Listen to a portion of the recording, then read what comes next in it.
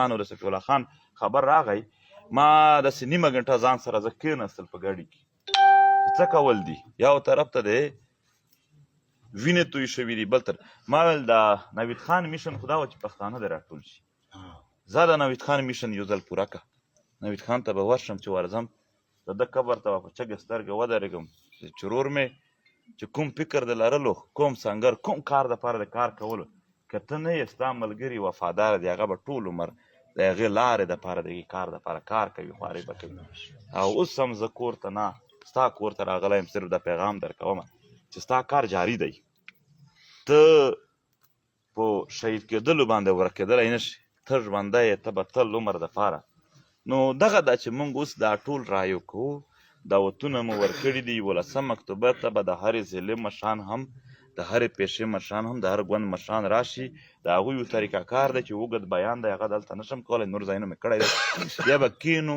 لږ به عقل فکر سره شریک کړو ټول به په شریکه هره ضلع له اړخه یو تن د ضلع د مشرانو په خوښه د پیشې د مشرانو د هرې پیشې مشرانو په خوښه به خپل یو تن او د هرې پارټۍ د مشرانو په خوښه یو تن اتیا کم و بیش دغه راځي اتیا کسان مرکزیت به راشي چې د هر چا پکې برخه ده د دوی په خوښه هغه به پرېکړه وکړي ټول کام به ودرېږو که ټول پښتانه ورته ودرېدل ته یقین وکړه چې په هغه نه پس به د پښتانه خو هم ډېر جذباتي کام دی دی به چغې پسې وایي چې ته لږ راتم شه بیا راشه ته لږ بیا راشه اوس ځکه څه نشي کولی چې ته یوازې یې د هغې وس ډېر دی چې ته ورته ټول وس یو کې بیا د وس په تر تا نشي تېرېدلی نو دا یو فرموله ده د وطن هره طبقه د وطن شخصیات د وطن علما د وطن سیاسي پارټۍ مشران دغه ټوله د شهیدانو کورنۍ دغه به ټولې موجودې وي او یو پرېکړه به کوو هلته ممکنه ده 11 اکتوبر چې کوم امن پاسون ده د پښتنو چورو شرکت متوقع ده چورو شرکت متوقع ده 11 اکتوبر چې نو 1.5 کم و بیش مشران چې کوم دي دا خو صرف مشران دي یعنی د کلیو مشران ملکان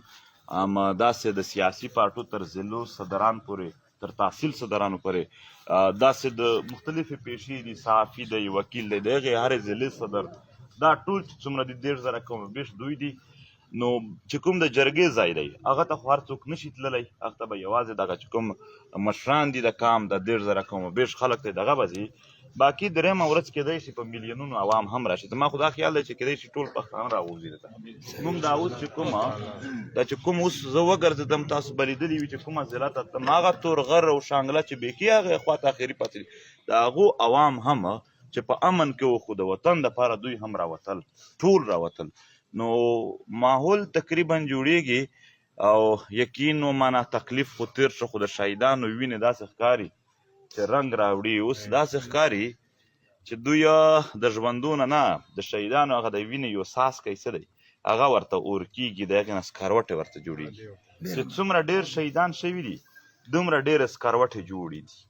اوس د شهیدانو وینې خپلې راپورته کېږي سرې سکروټې ځینې جوړېږي او د هر ظالم په سینه به ننوځي نو دا زموږ یقین دی بیا هم زه دلته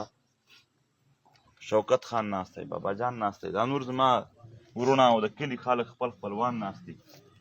دعا کوو خدای پاک دی نور خیر کې خدای دوی ته او موږ ټولو ته صبر پته وکړه چې 4 ورځې به تاسو ولې چې کوم امن پاسون دا 3 ورځې دی او د دې کې متعلق تفصیلي بیان زموږ په غا پروت دی او که سبا بله ورځ به یو ځل بیا هم زه ریپیټ کړمه په دا چې کوم سوشل میډیا پیجز دي زموږ په هغې به بیا ریپیټ کړمه دا د 3 ورځې دی او دغه یو ترتیب دی دا څه هسې نه دی چې هسې راغلو بیا لاړو نه یو ډېر ترتیب دی هره یوه ضلع ته مشرانو ته خپل ډېر په ساینسي طریقه باندې یو به خبره هم کولی شي یو هغې دپاره مو لیکل کولی شي یو لیکل کېږي دا داسې نه چې تقریرونه دي دا په یو سنجیده عمل